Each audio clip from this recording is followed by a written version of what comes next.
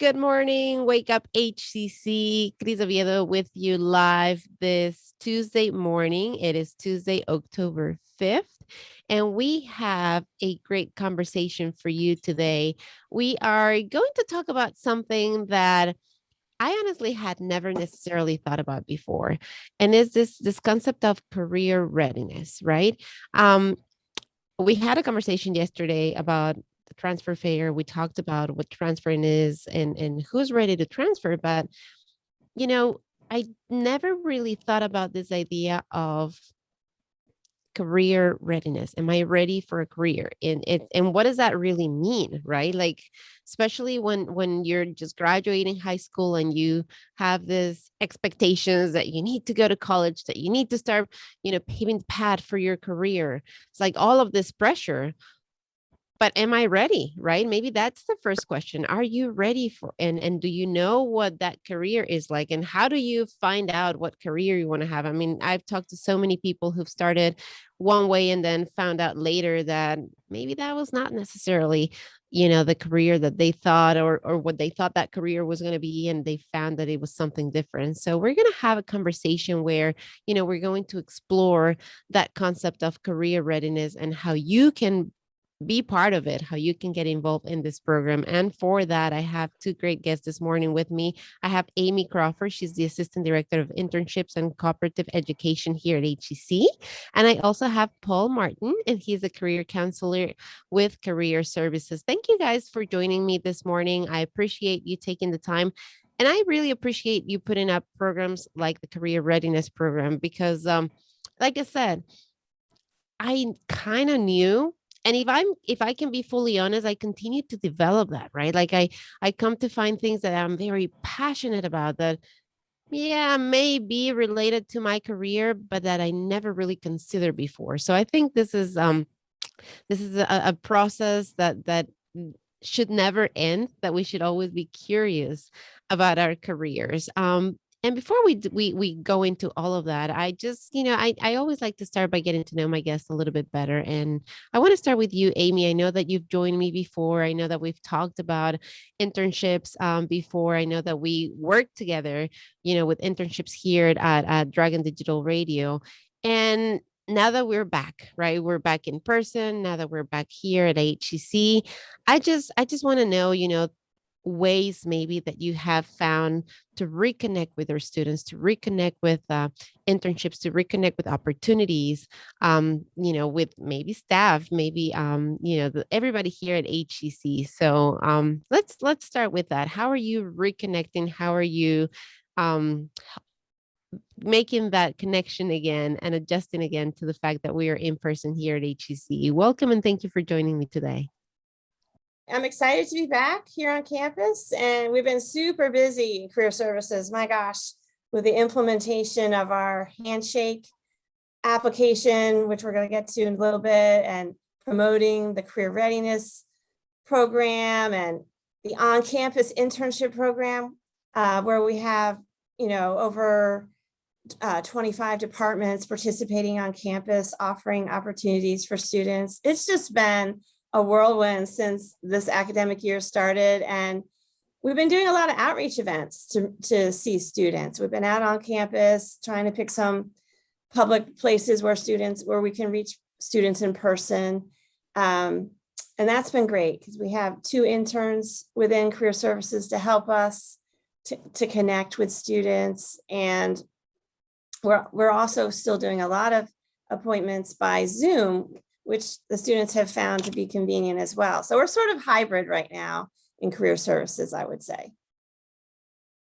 And I think that hybrid model is something that is here to stay. And that's just my personal opinion, because I think that I value personally, that connection and that in-person opportunity, but the convenience of having a Zoom meeting, the convenience of, if I'm running to in between appointments or, in my case, to get my kids or, something like that. It's just so much easier. I can go home and I can, be there already so that I can let dinner kind of like cook while I'm having this meeting over here. So it's I think that we have discovered through the challenges, right, of being making everything available online, that it's actually, and it can be very helpful. But as you were saying, Amy, and to your point, that connection, right? That connection, that in-person connection, that Right. it's something that I don't care how good technology gets, we're never gonna get through Zoom. Paul, what has been your experience?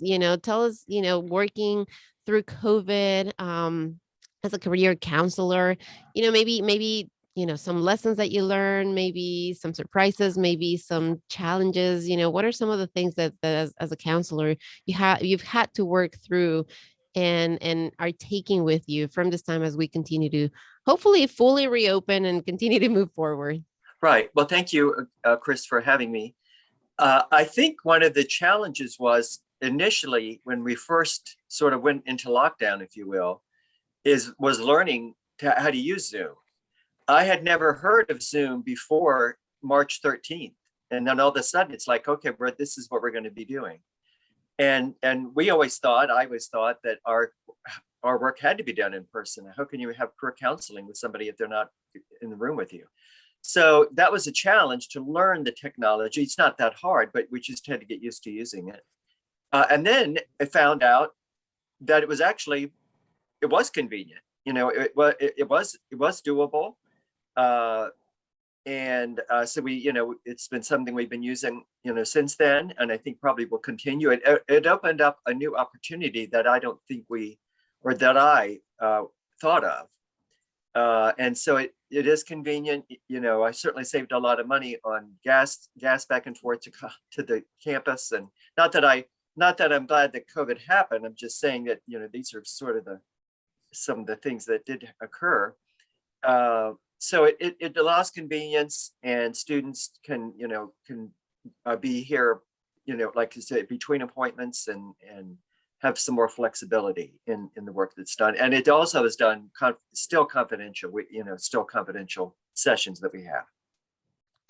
So let's remind everybody what career services is, right? What the work that you guys do at the office entails, and what you guys offer for all of the students here at Howard Community College through the Career Services Office.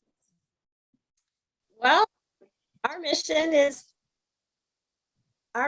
to provide pathways to success. And for career services, that means, helping students launch their careers through internships, helping them prepare for the job search, preparing all those key documents, right? Their resume, preparing for interviewing, doing their LinkedIn profiles, and launching their career, right? We have lots of events, such as our virtual job and internship fair. Can't wait to have it in person in the Galleria, but for now it's virtual and coming up on October 15th. But really, when I think about the mission of the college in general, you can get there from here.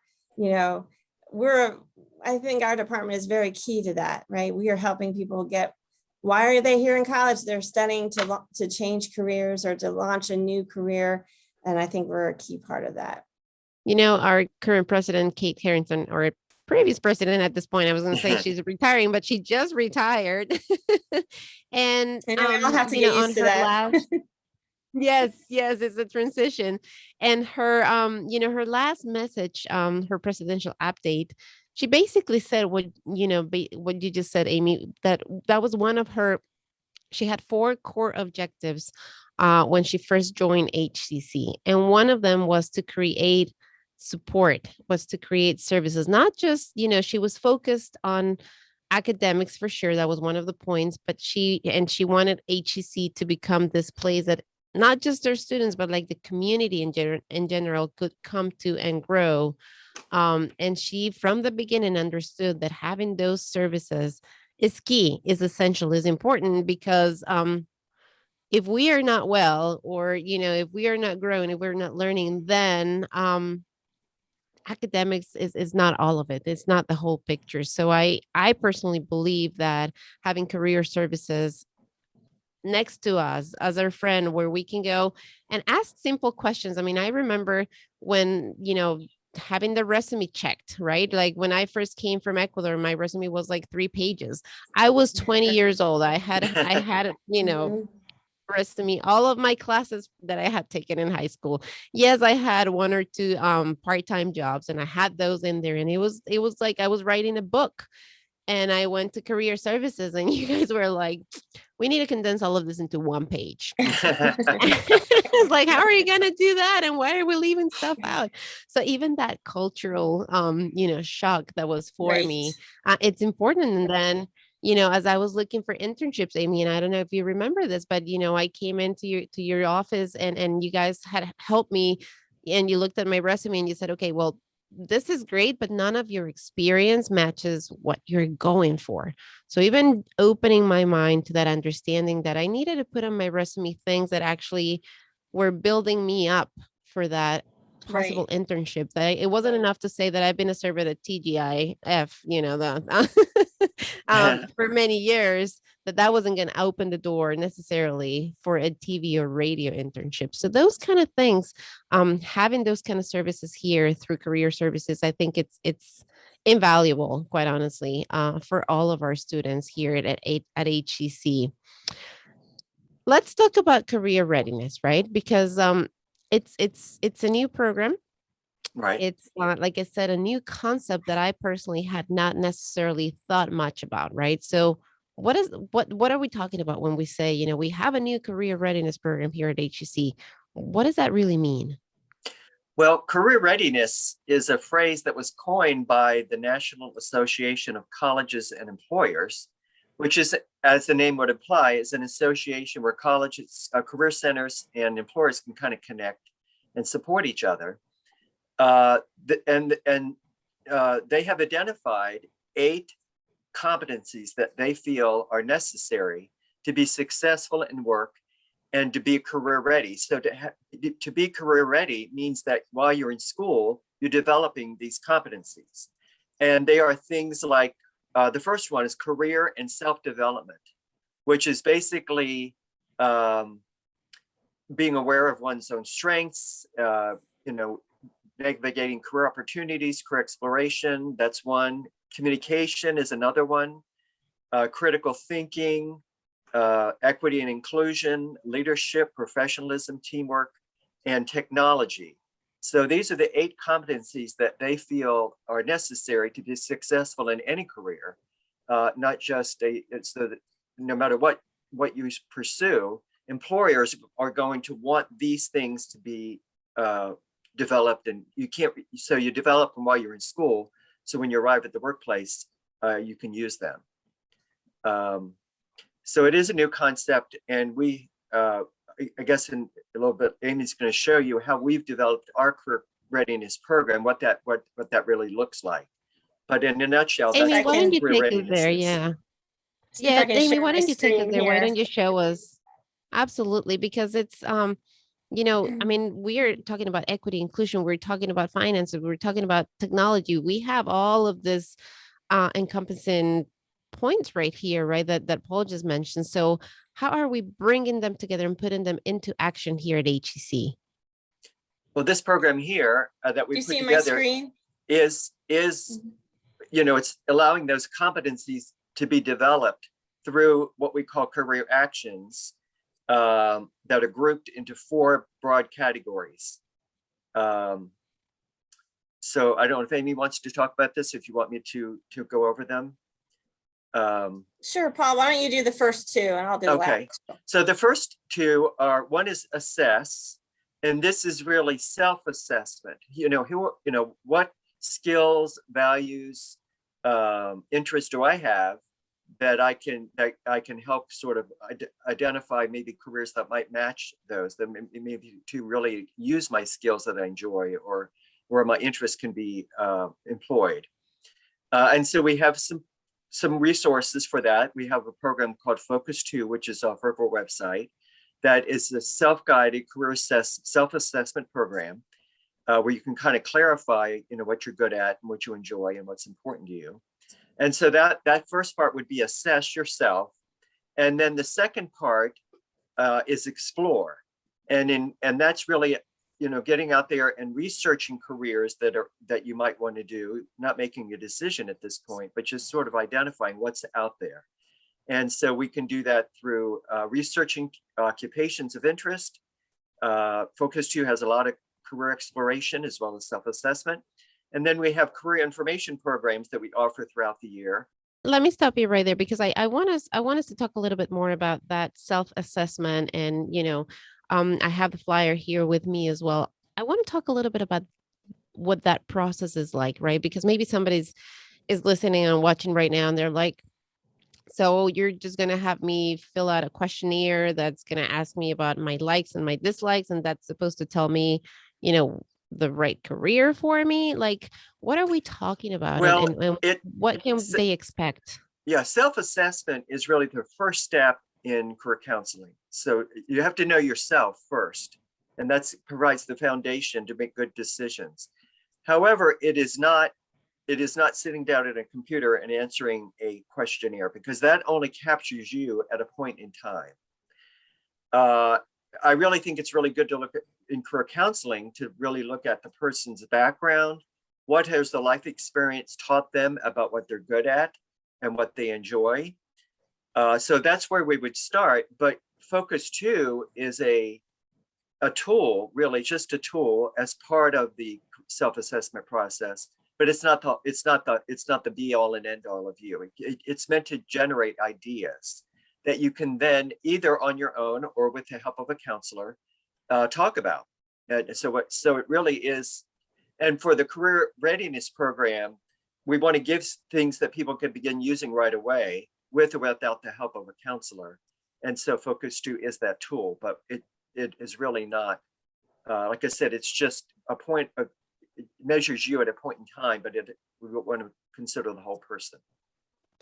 Now let's dissect a little bit more that idea of exploring, right? And career exploration. Right. Because that, I think it's a tough one, because maybe you're thinking, but I need time and probably resources, right? Probably money, if I want to explore different careers. How can HCC support that career exploration? What are some ways that maybe, yes, it's still going to require time and effort, but that are maybe non-threatening, maybe is less of a commitment? Are we talking about internships here? Are we talking about shadowing here? What are the ways in which our students, are we talking about taking classes here? Like, what are the ways in which our students can explore and do that career exploration so they can really, feel strongly and saying, you know what, I've tried all of these things and I know that this is the one that I really enjoy the most, that this is the one that I feel comfortable making a career for the rest of my life and seeing Right. myself doing this for the rest of my life in. Well, believe it or not, some students, when I ask them why they're interested in that career, they said because they saw it on television. And so that's really not the way to do career exploration. That's a script that somebody else has written. Focus 2 it does have a section called Explore the Possibilities, which allows you to explore through careers by job family, by major, just by looking up the career, and has a lot of really good information.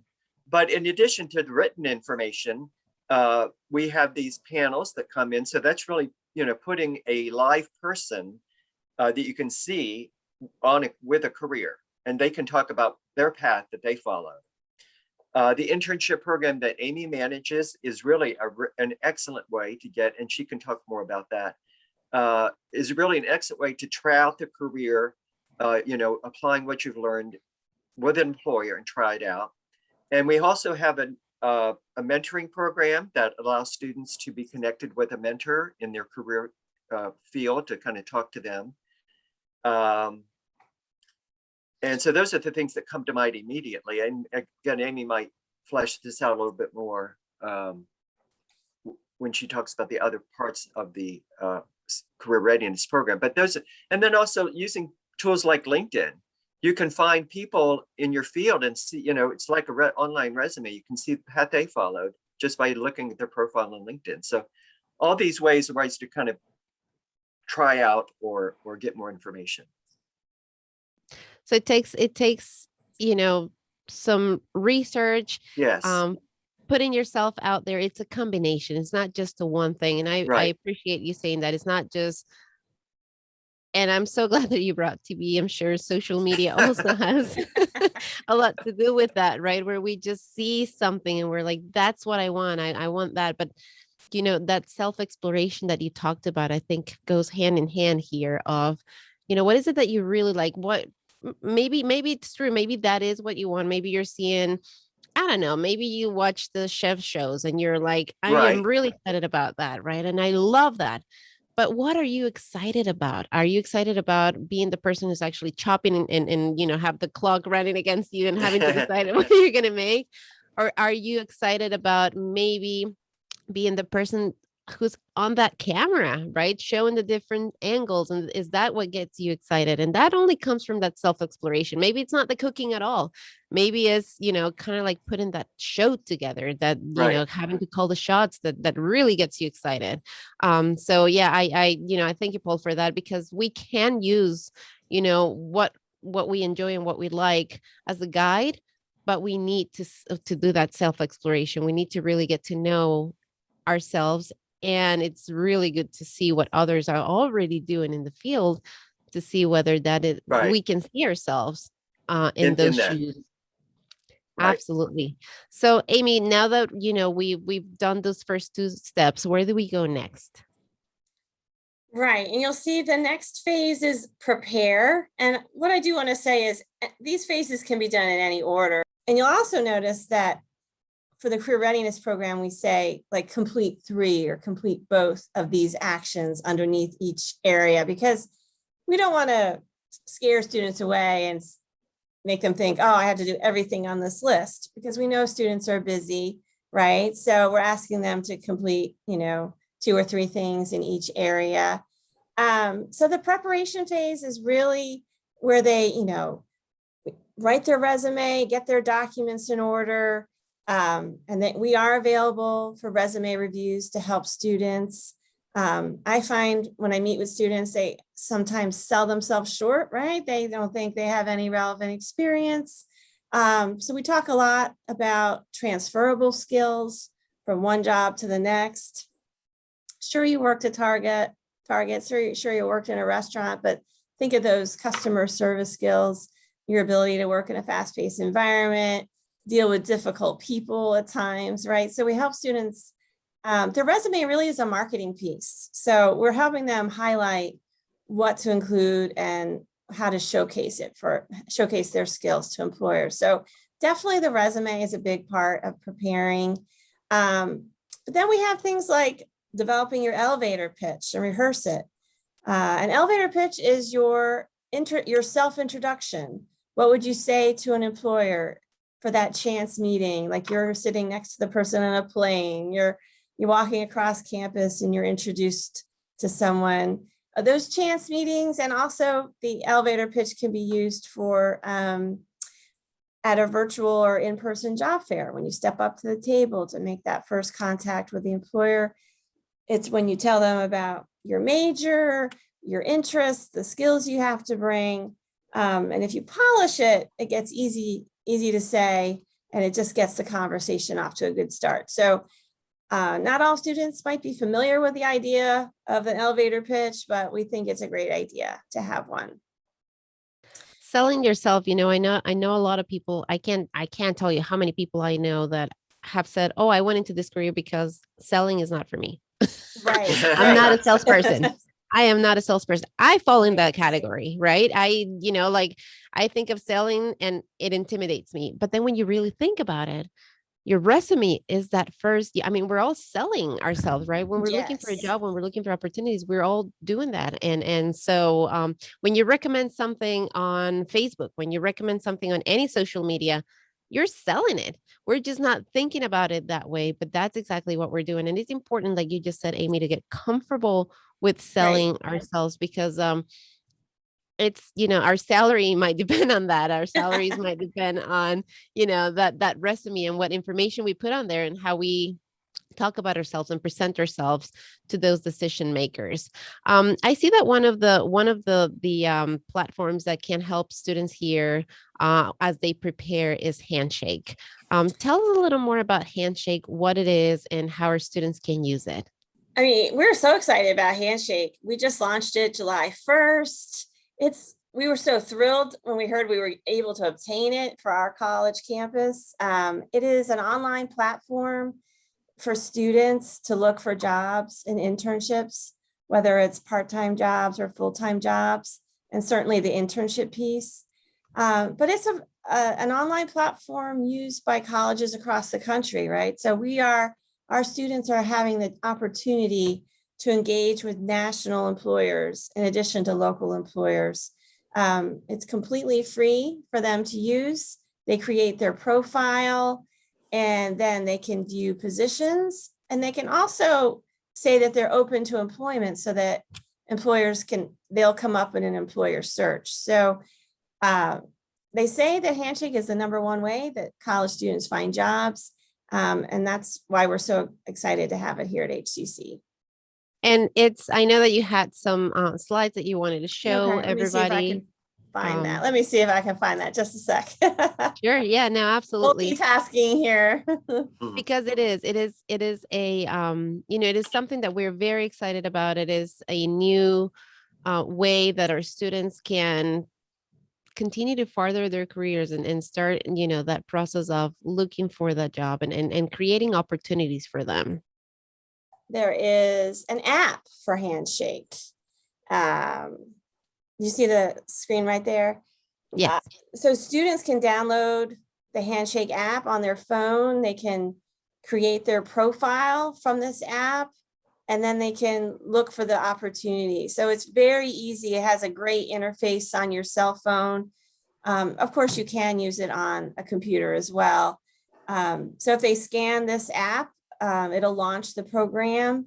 Other ways to access it would be to go to our website, howardcc.edu/handshake is another way, an easy way to remember to find the program. And it's very easy to use, very intuitive. It'll guide you through some questions to answer. One of the questions it asks is, what are you passionate about, right? Asking students, what kinds of things do you want to do in your career?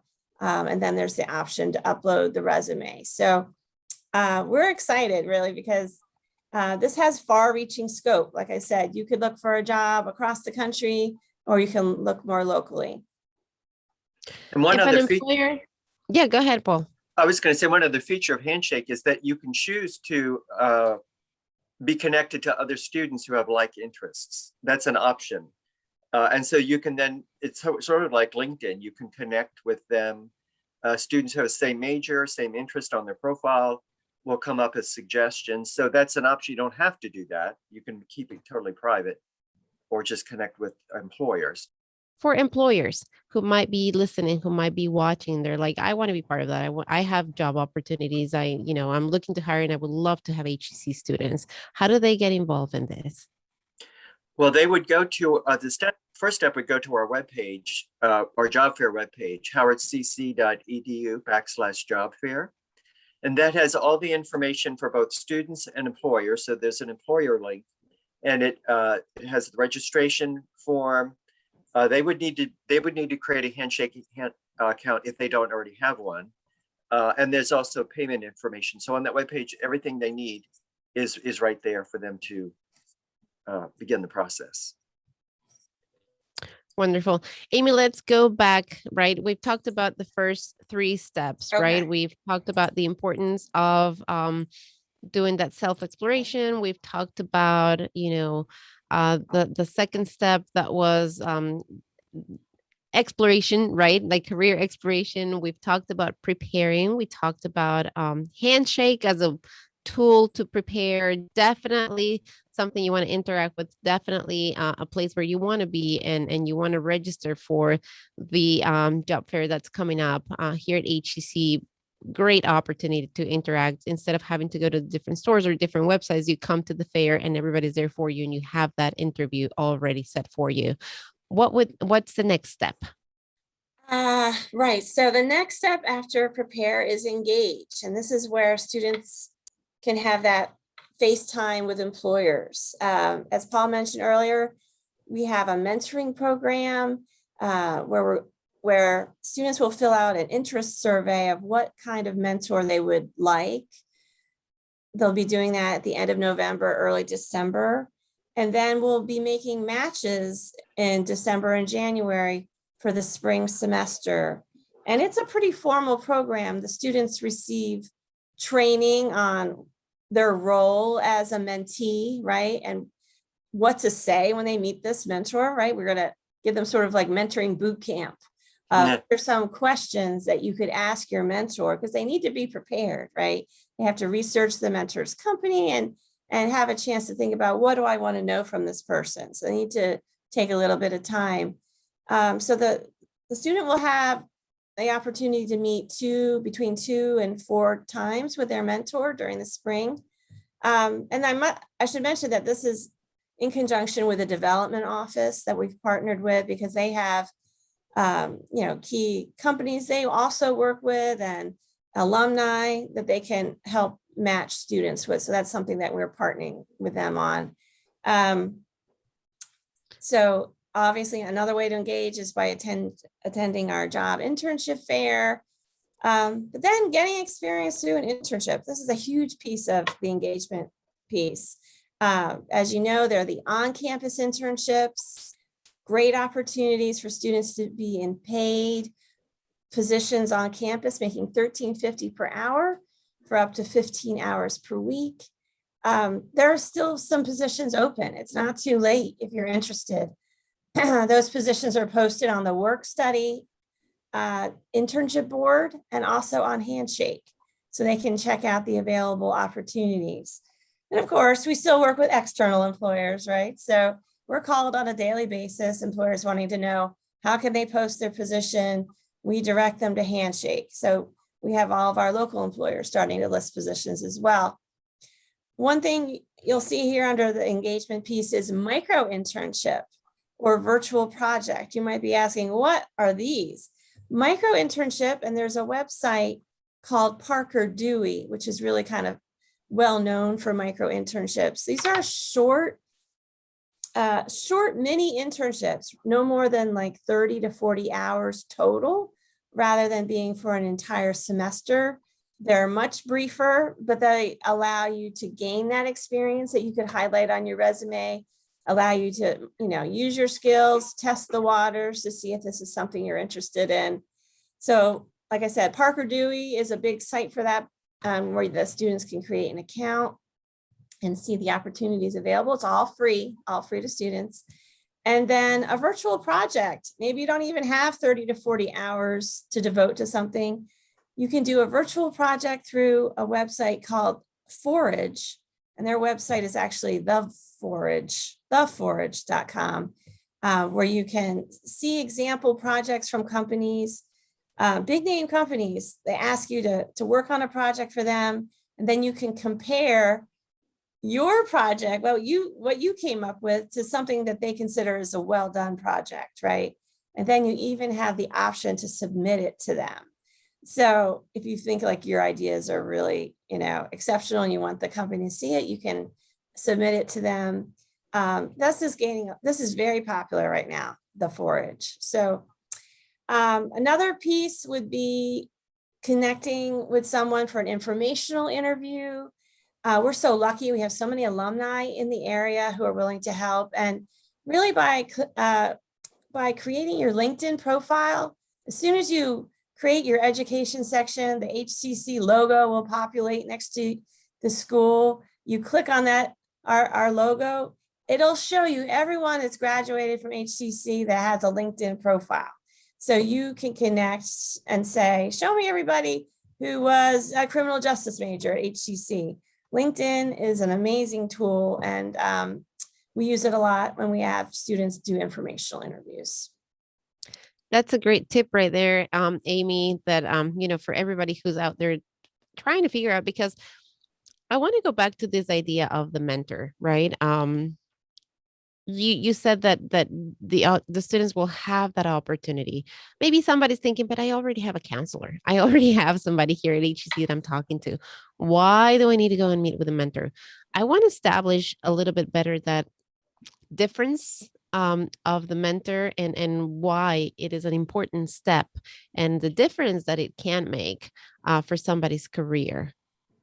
Well, a mentor would be a professional working in a career that maybe you're interested in pursuing. So unlike an advisor who helps you choose classes, or a counselor who helps you talk through challenges you might be facing, the mentor is really there for professional growth. It's part of that career development that NACE identifies as the competency. Mentors, it's the word mentor. Sometimes people might think, oh, it's like a lifelong kind of thing. This is very short.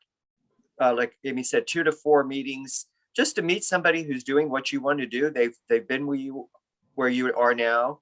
They've been through that path, and they can give you some information about the pitfalls and challenges and encourage you to kind of keep going.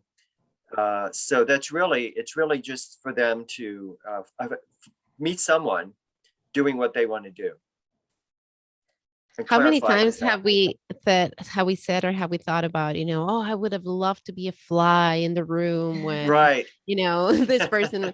Well, here you get the opportunity to have to be a fly in the room. You can actually go and talk to, right, those people, and that's what a mentor is. And more and more, I'm learning that it's not about reinventing the wheel, which I think many right, times that's what we want to do. We want to reinvent the wheel. We want to create and be original. It's success is more about taking what's already out there and making it our own.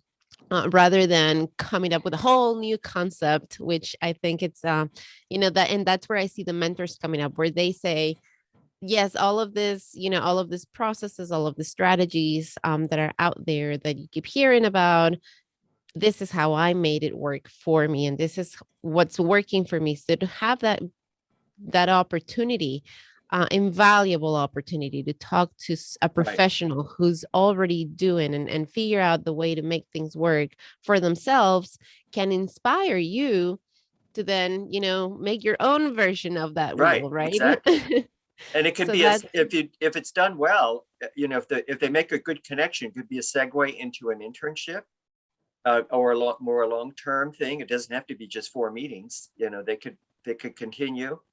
And like I said, maybe an internship that might come of it. So that's why it's valuable. Alumni want to give back, right? They want to help younger students. They were in their shoes at one point. Same with these employers, right? We get constant requests. How can I help students, right? Can I be on a panel?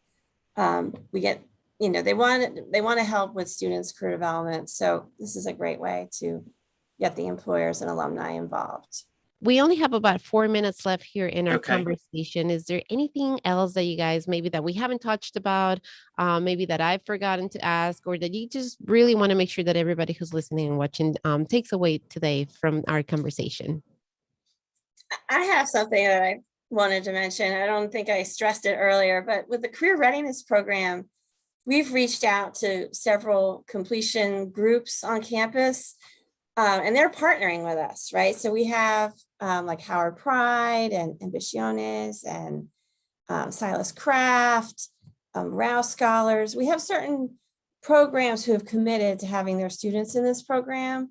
But at the same time, this program is open to anyone who wants to join. You don't have to be part of one of those cohort groups. So, and we also have a Canvas site that students enroll in for the Career Readiness Program, so they can track their progress throughout the program. They can see, check the boxes of what they've accomplished, what they still need to do. They don't have to do it by a certain deadline. It can be as long as they're enrolled at HCC. So there's some flexibility there. And thanks to some sponsors from the Development Office, Brown Advisory, and PNC Bank, we're going to be offering some incentive prizes. So that, there's some nice perks for being part of the career program. And there's, other special events like workshops on communication. Down the road, we're going to do team building exercises, maybe add a ropes course or something. So there are going to be some fun things built into the program thanks to the sponsors. So just wanted to mention that. And I would just say, if I have a second, these resources are all free. So take advantage of them while you're in school. This is the time for you to do the exploration and get to know yourself better. And if you paid for these programs, privately, you'd be spending or you or your parents would be spending hundreds and hundreds of dollars. But these programs are all free. You've actually paid for it through your student fees, so you might as well go ahead and take advantage of them. And Paul and I, the rest of the career team, we're available, for resume reviews and consultations about Handshake. And Paul offers career counseling, of course, with all the assessments. So just have the current students call to make an appointment. They can call 443-518-1340 to schedule time with us. I strongly encourage you, take advantage, like Paul said, of the services that you've already paid for through your tuition, right? That they're So here there's no for additional you. fee, right? Exactly. They're here for you. They are available to you. And quite honestly, they can set the difference in where and how far and how quickly maybe you go in your career. So thank you, Paul. Thank you, Amy, so much for sharing time and space with me this morning. Thanks for bringing this information out to everybody here at HEC. And thank you, everybody, for listening and for watching. I hope you find value in our conversation. I hope you share it. I hope you put it out. And, if you know of a student who's here at HEC, maybe they're in class right now, make sure you share this with them so that they don't miss out. Have a wonderful day. And until next time, I am Cris Oviedo. Thank you very much.